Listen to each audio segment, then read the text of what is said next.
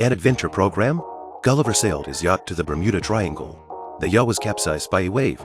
He passed out. Gulliver woke up. He found himself lying on the beach. He tried to stand up, but failed. He was tied up with ropes, and his shoes were locked. Miniature persons were standing on his body. He shouted. These miniature persons heard the shout like a loud thunder. They ran away. Gulliver struggled to free himself. The rope snapped. He stood up. The miniature persons were thrown away. Then Edward, the general of the country of tiny persons, threw a spear at his feet. A group of tiny persons dragged his pants by using hooks. Gulliver fell and fainted. When he woke up again, he found himself tied to a chariot. People came to see him. When he reached the palace, the chariot was erected. People stared at him in disbelief. Gulliver begged for mercy, but the people thought he was a monster. The next day, he was imprisoned in a cave. Every day, tiny persons brought him hay as food. In the cave, Gulliver met Horatio. They became friends. A few days later, Gulliver was shackled and tied with chains. He had to plow the land like farm cattle. The neighboring Blefuscians raided the country of tiny persons. Gulliver was released. The princess was kidnapped. Horatio begged Gulliver to rescue the princess.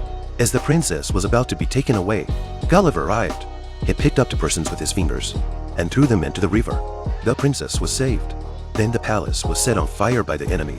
Gulliver tried to take out the king through the window, but the window was too hot. Gulliver took off his underwear. A huge jet of water was poured to the palace. The fire was extinguished instantly. The king was saved. To thank him, the king invited Gulliver to a banquet. He built him a luxurious villa and a private theater. A few days later, soldiers found Gulliver's speedboat, but he didn't want to go back. Gulliver asked the princess if he could stay there for a few more days. The princess said yes. Edward asked the king to drive away Gulliver. The king was furious, demoted Edward to lieutenant general, and assigned Gulliver as the new general. Edward shut down all the defenses in anger. Enemy bombs flew to the country. Gulliver negotiated with the enemy. The enemy fired countless bullets at Gulliver. The bullets were bounced back. Gulliver grabbed ropes of all ships of the enemy and dragged them away. Gulliver became a hero of the country. The general defected to the enemy in anger. The Blefuscians created him a giant, shape-shifting robot. He knocked Gulliver down with a single punch, picked him up and suspended him in the air. Gulliver begged for mercy. He was tied to a raft and pushed to an island. Gulliver woke up and was caught by a giant cup.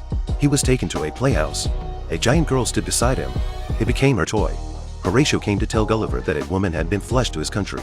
It turned out that she was just the woman Gulliver had a crush on. Gulliver flew back to the country by parachute.